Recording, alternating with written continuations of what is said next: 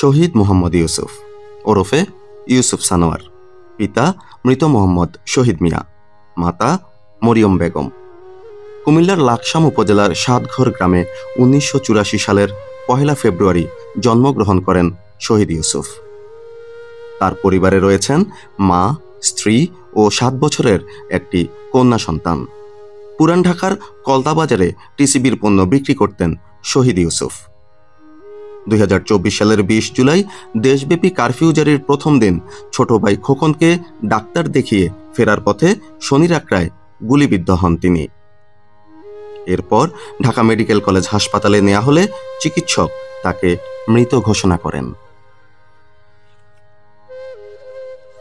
আমার হাজব্যান্ড সকালে আমার ফোন দিছিল, 2 দিন আগে তাড়া খেয়েছিল। আমার যখন তাড়া খেয়েছে তখন আমার ফোন দিয়ে বলতো যে আল্লাহ আমার রক্ষা করিয়ে আনছে। বৃহস্পতিবারে সন্ধ্যার সময় বলছিল যে দোকানে গেছে ওই যে টিসিবির পণ্য দেওয়ার জন্য। ওইখানে বিভিন্ন ধরনের গোলাগুলি হইতেছে। আমার ফোন দিছিল যে আমি আটকা পড়ছি। আমি কেন বলতেছে চারিদিক গোলাগুলি হইতেছে, আমি তো দোকানের ভিতরে যা ফালাই ওই পেপার দিয়ে নিঃশ্বাস ফলাইতেছি। বলছে আমি খুব বাইরে চোখের জন্য, ঢাকা তো এই অবস্থা খারাপ, তুমি বাইরে চোখের জন্য। বলছে সকালে তো ভালো ছিল, এখন বিকালে এই অবস্থা। তুমি বাইরেও না, কারণ আমি বাইরে না নিঃশ্বাস ফলাইতে হইতেছি না, পেপার দিয়ে নিঃশ্বাস ফলাইতেছি। এরপর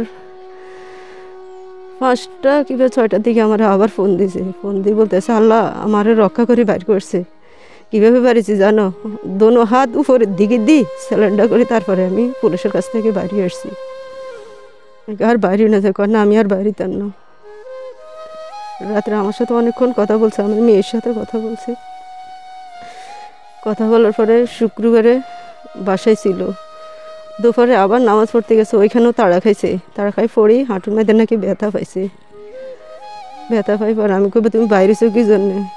সারাক্ষণ তো বাসার মধ্যে ভালো লাগে না, এই জন্য একটু বাইরেছি ঘুরার জন্য। বাসায় টিভি থাকলে টিভি দেখো, আর নাহলে মোবাইল দেখো। না সব নেট তো বন্ধ, কীভাবে কি দেখবো? আল্লাহ এখানেও উদ্ধার করিয়ে আনছে। এবারে শুক্রবারের রাত্রে মেয়ের সাথে কথা বলছে, আমার সাথে, আমার বোনের সাথে, আমার ভাইয়ের সাথে, ভাইয়ের বউদের সাথে, সবার সাথে কথা বলছে। আল্লাহ আমার আজকেও রক্ষা করিয়ে আনছে। আল্লাহ কোন দোয়ায় তখন দোয়া কালমা পড়ছে, বলতেছে লা ইলাহা ইল্লা আনতা সুবহানাকা ইন্নী কুনতু মিনাজ জালিমিন। আমারও বলে, আমার মেয়েরও বলে আমার সাথে তোরা দোয়া কালমা পড়া দুষ্টামি করেন কি জানি। আল্লাহ আমার আজকে রক্ষা করিয়ে আনছে। দেশে কি অবস্থা শুরু হয়েছে আল্লাহ জানে। শুধু এগুলো বলে অনেকক্ষণ কথাবার্তা বলছে। বলার পরে রাত্রি ছিল, সকালে 10টার সময় মনে হয় ফোন দিয়েছে। ফোন দিয়ে আমার সাথে কথা বলছে, আমার মেয়ের সাথে কথা বলছে। বলতেছে ভাইয়ের হাত কেটে গেছে, কুকুনের হাত কেটেছে, কুকুনের ডাক্তারের কাছে নিয়ে দিয়েছি। আমি কীভাবে হাত কাটেছে? কি ঘর পরিষ্কার করতে গেছে, সুকেশ পরিষ্কার করতেছে, আর হাতটা কাটি গেছে। পরে আমি সুকেশ পরিষ্কার করলে কেমনে হাত কাটে? আচ্ছা আমি আর জিজ্ঞেস করিও, তুমি চাই মাঠ বলিও না, আমি আপনার ডাক্তার কাছে যাইতে আছি। আর তুমি যাও কি লেগে, এর বউ আছে আর কাছে ডাক্তার কাছে, তুমি ওইখানে যাও। না হাত বেশি কাটা গেছে, রক গাড়ি গেছে, এই জন্য ঢাকা মেডিকেলে নিতে হইব। আমার খালা শাশুড়ি নাকি ফোন দিছিল, ওনারা ফোন দিও ওরে নিছে। আমি তুমি যাইও না, ওরা যাক না। না জান লাগবে, আমার খালা আছে সঙ্গে, সমস্যা নাই, ওর বউরে নিয়ে আসতে আছে। এই শেষ কথা, আমার সাথে আর কোনো কথা হয়নি।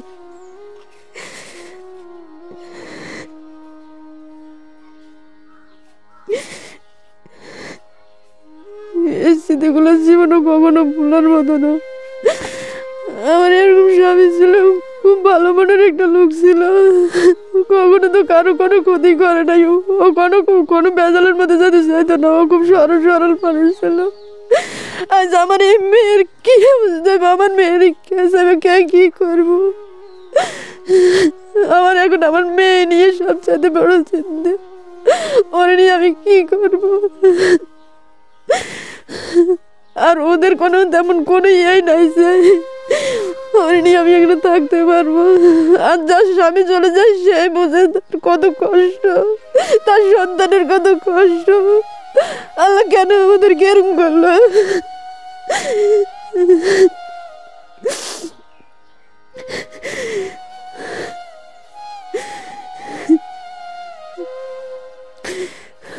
আমি সরকারের কাছে বিনীত অনুরোধ জানাচ্ছি, যারা আমার স্বামীকে খুন করছে তাদের যেন সুস্থ বিচার হয়, তাদেরকে যাতে আইনের আওতায় আনি, তাদেরকে বিচার করা হয়। আমার এই সন্তান কেন বাবার হইল, আমি কেন এই বয়সে স্বামী হারাইলাম, তার সুস্থ বিচার আমি চাই। সরকার যাতে এই বিচারটুকু করে, এটাই আমার চাওয়া।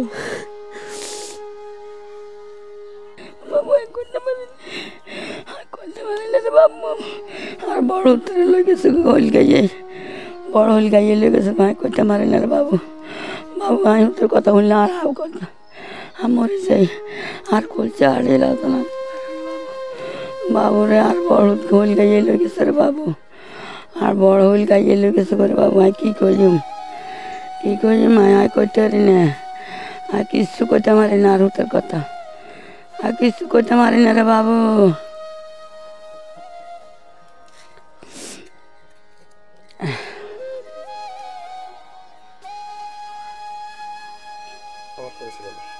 আর ফোন করে কইছে আরে আর বছর মাঝে ওদের রাত কাটিয়ে গেলেছে, তো মাহিগুনরা মানা করেছে, মার কাছে করছে চাইছে, মা যান না শুনে অনহুতরে আয় করছি বেলে না ফোন করি ব্যানে করছি সকালে আরে বাবু আজ রাখার অবস্থা বেশি ভালো না, তো চাই হোক বাসা তো বার হয়ে যাও না রাব্বু, এটা করে মানা করে দিয়ে বাসা তো যেন বাইর না হয়। মাঝে রাত কাটিয়ে গেছে, দেখ গেলে ডাক্তার কাছে লই গেছে, লই যে 8টার সময় বেলা আর হুতের গুলি করছে, আর কেউ শুনে না, কেউ আর কাছে কয় না, হুতে আর আলো কথাই কর না। এনে শনিবারে ডাকা গেছে 4টার সময় কয়ে যে মা আর দোয়া করি, মা গো আল্লাহ